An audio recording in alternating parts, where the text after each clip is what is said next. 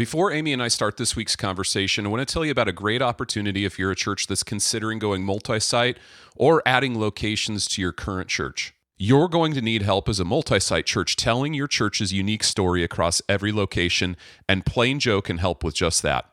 They have a creative team of storytellers, talented designers, and innovative architects that are passionate about helping churches tell their stories through spatial, interactive, and strategic storytelling. You can reach out to them today and learn more at plainjoe.net. Well, welcome to the Unstuck Church podcast. I'm Sean, your host, here with my teammate, Amy Anderson. This is part 2 of our series called Multisite Missteps, where we're exploring how churches that have a lot of momentum can kind of go off the rails by going multi-site, despite, I think, their best intentions. And Amy, last week we talked about this us versus them mentality that can develop. So if you missed it, go back and listen to episode 395. It's a great starting point. This week, we're going to be talking about the missteps churches make in staffing and structure areas when they go multi-site. You know, Amy, the data from our most recent Unstuck Church report this past year says 40% of churches connected with the Unstuck group are planning to launch a multi-site location in the next year. That's a staggering number to me. So I think talking about missteps now will hopefully help these churches avoid some of the known missteps they can make in the staffing and structure areas. That's right. Multisite is not new anymore. And the past 20 years of this movement, I think, has revealed the best practices in so many areas, including staffing and structure. So today, I think it'll be good to talk about the different phases multisite churches go through as they continue to add locations, because there's some predictable structure changes and role changes at different junctures. And it's important because multi-site churches, I'm quoting Paul again from our team, we have to act our age as a multi-site church. Yeah. So if you're a 2-location church, don't look to Life Church for your cues. They Right. have 45 locations across 12 states. Yeah. They're in a different season. So that's what I want to talk about in this week's episode, just staffing and structure missteps, and where we can relate them back to the phases of multi-site expansion. Yeah. Well, that's a great launching point. Amy, we've served 200 multi-site churches over the years and helped them on the staffing and structure side of ministry. What are the missteps you see churches making early on in their multi-site model related to staffing and structure? Yeah, early on. Well, first, because they don't have clarity on their multi-site model, they can hire the wrong type of person in the campus pastor role. I touched on this at the end of episode 395, but instead of hiring someone who wants to be like a second chair leader, they hire this entrepreneurial Mustang who wants to start creating new ministry. Or they'll hire a shepherd who isn't strong in the leadership gifting. So they miss it on who they hire there. Second, early on, they don't staff the new location realistically. It is a very common misstep to overstaff a new location. Another misstep that I see all the time is there's an overemphasis on a large central team right out of the gate. Many churches overinvest early on in those central roles when they really should be creating player coach roles, like kind of part central, part campus. And as we talked about some last week, they don't bring clarity to decision making and authority. And now, being a matrix organization, with solid lines and dotted lines, there's always going to be a lot of confusion about who has decision rights, and they don't answer that question well enough about who has authority over what. Yeah. So those are the early missteps, and we've seen those play out, haven't we?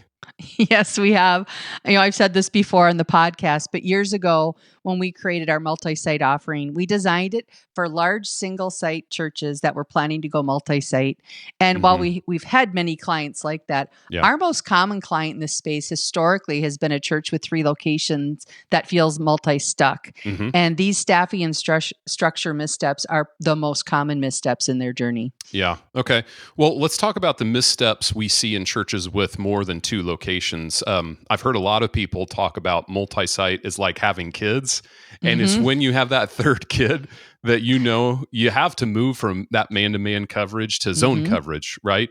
Likewise, there is something unique about when a church launches their third location. Those cracks you mentioned earlier, that this is when they can become the gaps.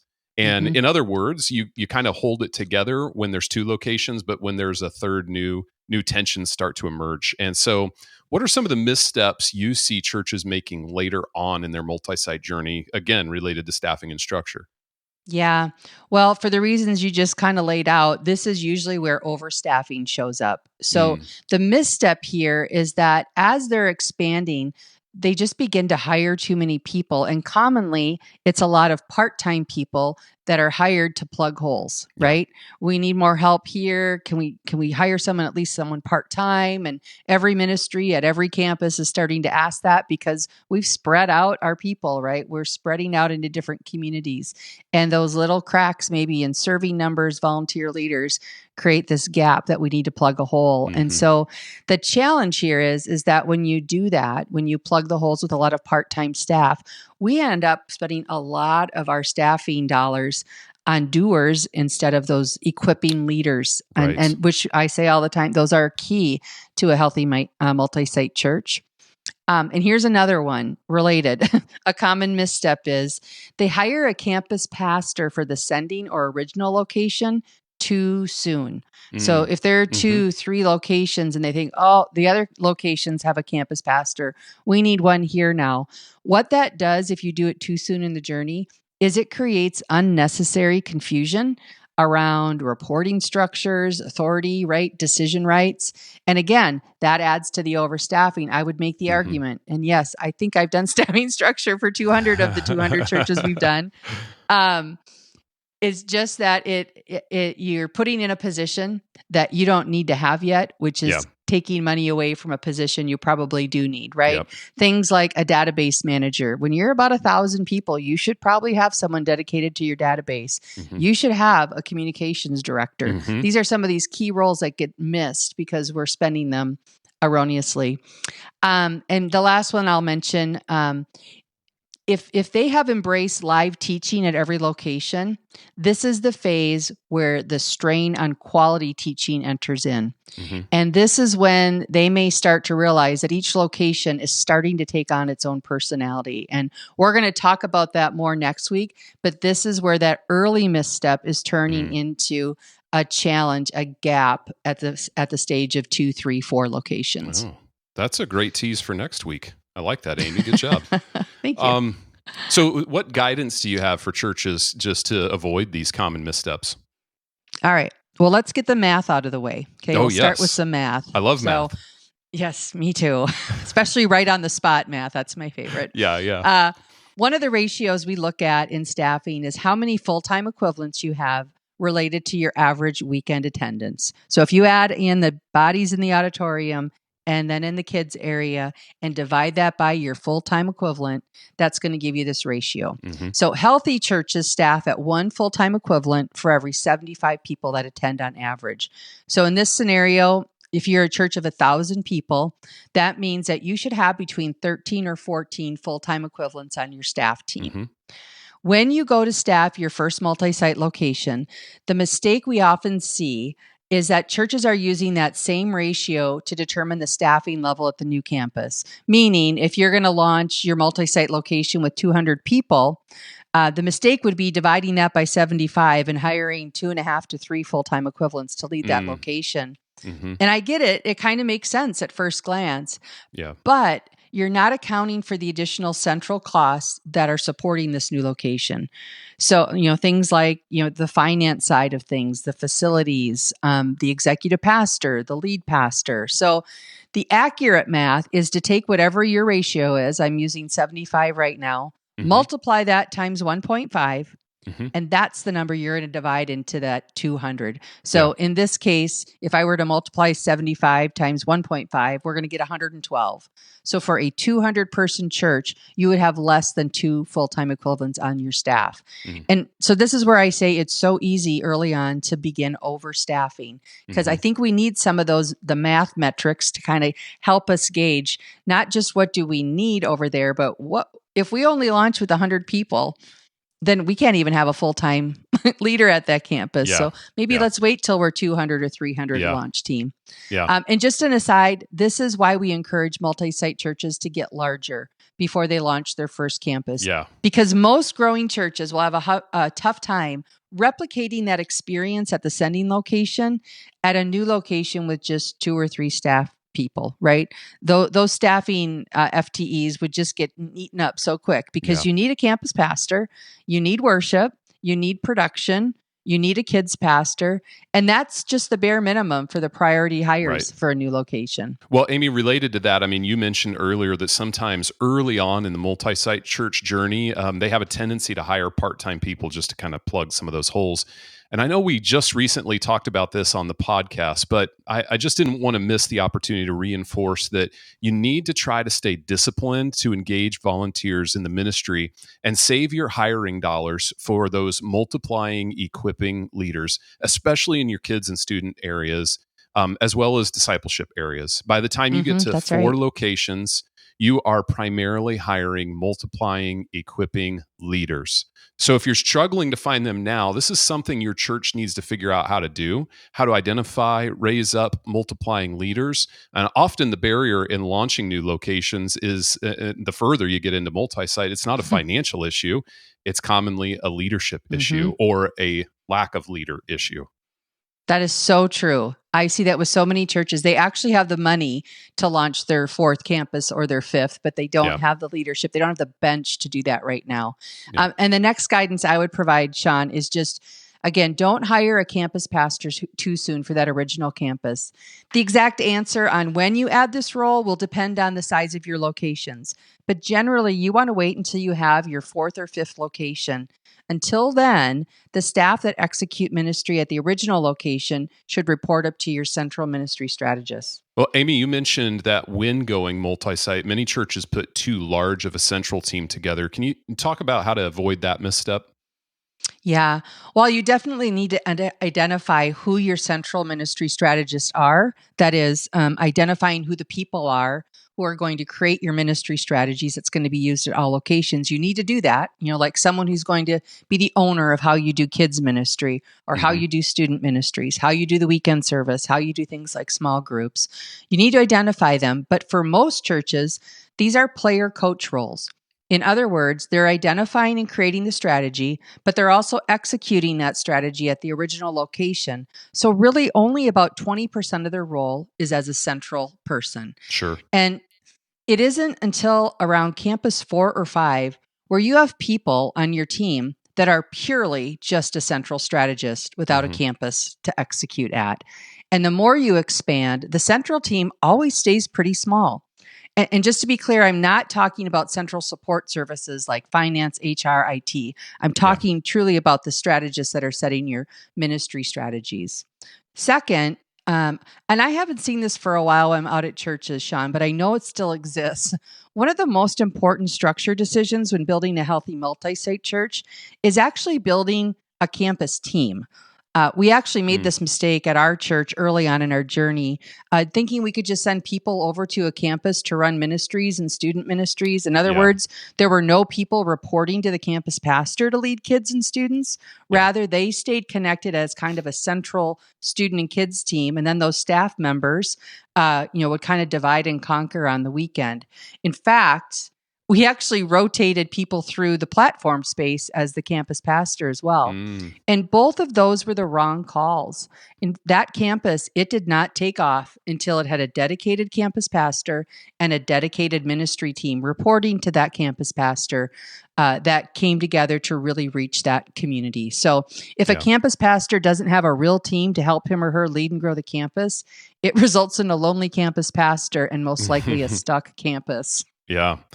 And Amy, I think it's worth mentioning, again, you talked about on last week's podcast, you need to bring clarity to who has decision rights and who has authority over what as well. At Unstuck, we recommend you identify who your central ministry strategists are and then determine how decisions are made within that ministry.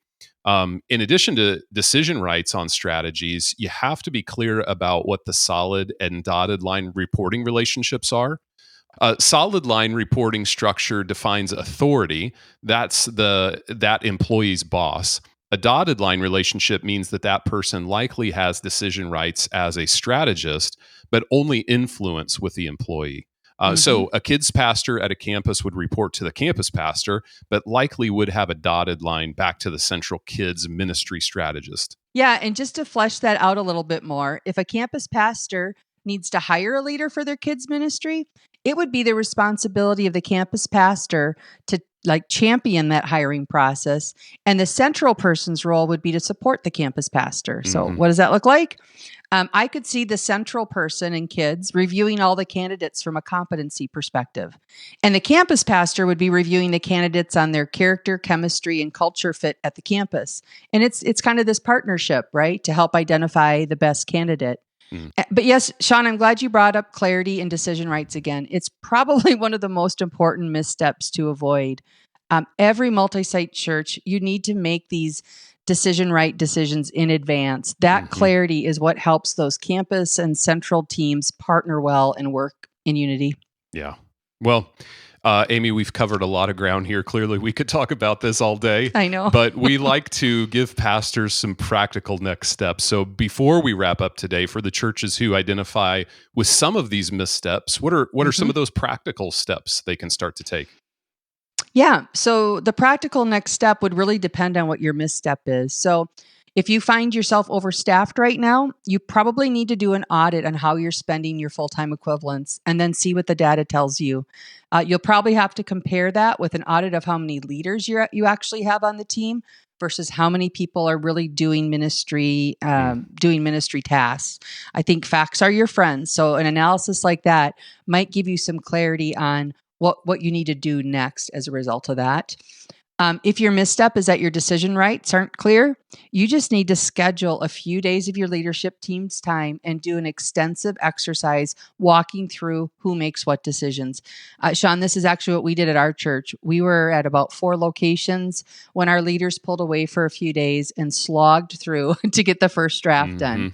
And we started by identifying where was all the tension coming from? Yeah. Where did we have breakdowns in relationships or expectations? And we just dove in there and we moved from tension to tension until we determined how we would lead through that in the future. And I would just say for our listeners, if you identified with a lot of the things that we talked about today, consider bringing the Unstuck group in to help you clarify your multi-site model. We do this all the time, and we help teams bring clarity to their multi-site strategy and how to staff and structure around that in a healthy way. Well, week 2 has been a great conversation, Amy. We've got one more week left in this series, but before we wrap up today, any final thoughts from you? Yeah, when it comes to your staffing and structure approach for multi-site, I hope I've convinced you that there's just some predictable challenges and proven solutions to get this part of your multi-site model unstuck and healthy. You don't have to make the mistakes the Big C church has already learned. If you're a large church who is considering going multi-site or a church that feels multi-stuck right now, again, we'd love to help. Our multi-site process will help you define not only your model, but also create a structure that will bring clarity to roles, decision rights, and to be financially sustainable. So you can find out more about that at theunstuckgroup.com/multisite. Absolutely. And don't forget to come back next week for the third and final part of our multi-site missteps series conversations. Amy, next week we're going to talk about probably the hottest topic on this list, the teaching model. So we're looking forward to that conversation and for you all to be back and join us again. Until then, we're cheering for you as you lead your church towards sustained health. Have a great week.